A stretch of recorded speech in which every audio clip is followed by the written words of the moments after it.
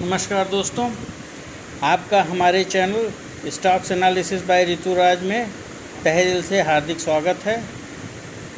यदि आप हमारे चैनल से पहली बार जुड़े हैं तो इसे सब्सक्राइब करके ऑल सेलेक्ट करके बेल आइकन दबा के रख लें, जिससे हमारे आने वाले तमाम वीडियोस का नोटिफिकेशन आपको समय से मिल जाए।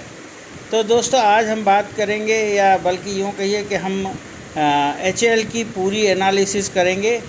HL कितना तक भागेगा, क्यों भाग रहा है, कब तक भाग सकता है और आगे भविष्य इसका क्या हो सकता है, इसके ऊपर पूरी चर्चा करेंगे।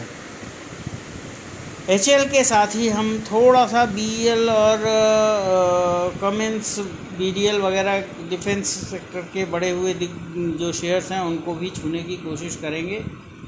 तो शुरुआत करते हैं HL से।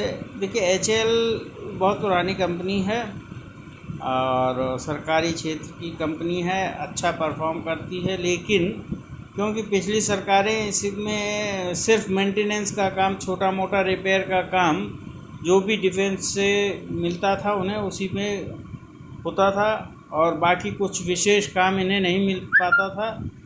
अब मोदी सरकार ने जब से मेक इन इंडिया का स्लोगन दिया है, तब से HL के पास काफ़ी काम मिला और HL के पास एक अच्छी ऑर्डर बुक है।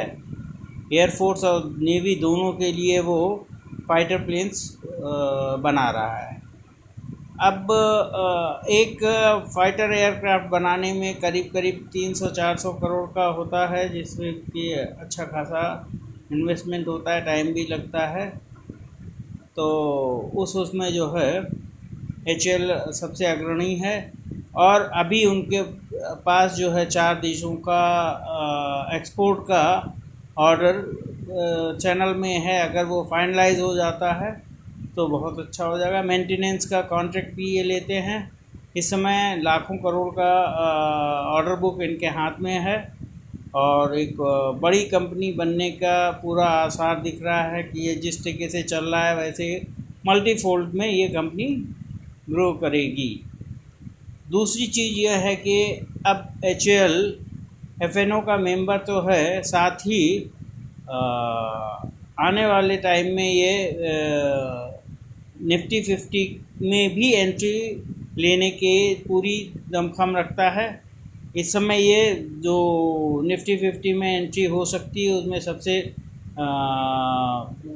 आगे जो कंपटीशन में हैं उनमें सबसे चहेता शेयर यही है और उम्मीद की जा रही है कि ये जो है निफ्टी 50 का पार्ट बन के आपको बहुत जल्दी दिखेगा। यदि ये निफ्टी 50 का पार्ट बनता है तो क्या फ़र्क पड़ेगा इसके ऊपर? देखिए, निफ्टी 50 का पार्ट बनने के बाद में बहुत से इंडाइसिस इसमें जो है इंडाइसिस का पार्ट बनने के बाद में बहुत से म्यूचुअल फंड्स और इंस्टीट्यूशन को मैंडेटरी होगा कि इसमें इन्वेस्ट करें और वो इन्वेस्टमेंट काफ़ी बड़ा इन्वेस्टमेंट इस कंपनी में आने जा रहा है अगर ये निफ्टी 50 का पार्ट बनने में सफल हो जाता है तो।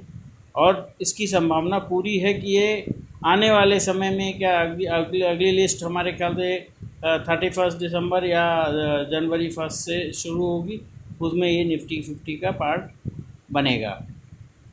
ये तो हो गया HL का। अब BEL का ये है कि जो भी इन्हें कॉन्ट्रैक्ट हासिल होता है या काम करते हैं HL, तो उसका जो इलेक्ट्रॉनिक्स पार्ट होता है वो BEL ही देखता है। इसलिए BEL भी बराबर इसके साथ में ही चलने की कोशिश करता है। ये बात अलग है कि BEL बहुत बड़ा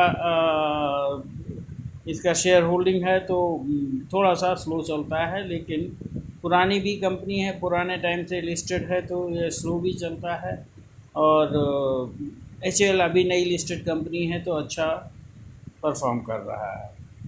बाकी BDL और BEML है तो ये भी जो है डिफेंस क्षेत्र की कंपनियां बहुत अच्छी हैं, बहुत अच्छा परफॉर्म कर रही हैं और आगे भी ऐसे ही परफॉर्म करने का दमखम रखती हैं। तो यदि आप डिफेंस सेक्टर में जाना चाहते हैं तो इन 4 कंपनियों के बारे में विचार करें। हमने आपको बताया है, ये कोई किसी तरीके सिर्फ मेरी एनालिसिस है, कोई रिकमेंडेशन नहीं है कि आप इसमें इन्वेस्ट करिए या दूसरी किसी कंपनी में इन्वेस्ट करिए। आपका पैसा है और आपको ही इन्वेस्ट करना है, आखिरी डिसीज़न आपका होना है। इनमें बस हमारी रिकमेंडेशन यही है कि आप इन डिफेंस में अगर इन्वेस्ट करना चाहते हैं तो एक बार इन कंपनियों को कंसीडर करके देखिए। तो इसी के साथ अपना वीडियो ख़त्म करेंगे। कल हम रेलवे क्षेत्र की कुछ दिग्गज कंपनियों के बारे में बात करेंगे और उनका एनालिसिस करने की कोशिश करेंगे। तो इंतज़ार कीजिए और मिलते हैं आपसे कल नए चैनल। नमस्कार।